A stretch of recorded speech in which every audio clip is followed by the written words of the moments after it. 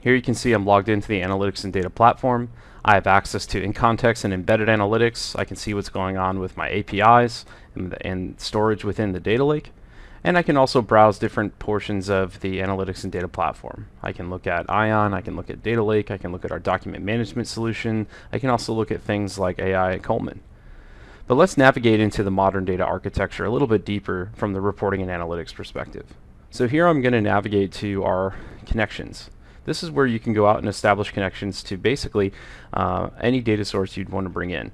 We try to make this process as simple and easy as possible for our customers. Let's go ahead and bring in data from a new data source. For example, let's connect directly to Snowflake. So here I'm going to choose my database type. I want to connect to Snowflake, enter in my credentials, and then once this is populated, I'll then be able to browse the objects in my Snowflake database schemas and choose what I want to import.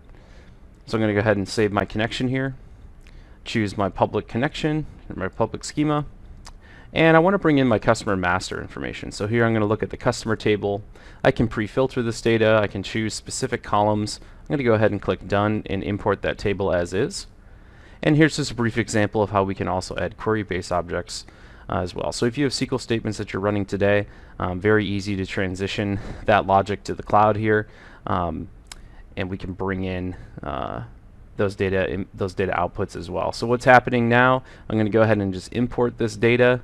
We don't need the sample SQL anymore, so I'll just go ahead and remove that. I'm going to click on import to Snowflake there at the bottom, import from Snowflake. And now what's happening is this data is actually being pushed into staging tables in the Analytics and Data platform for me to then consume, make changes to, iterate on, so I can share this with other people in the organization. So as soon as this finishes, I'll now be able to go out and actually browse the output of the information that I just loaded. So here I'll move from my connection screen to my prepare screen, and you can see the different raw data sources that I've brought in. And here, looking at the Snowflake customer table, I can browse things like source properties and column properties to give me more information about the data that I just ingested and change that source table behavior. So with that, we'll navigate back out to the home screen.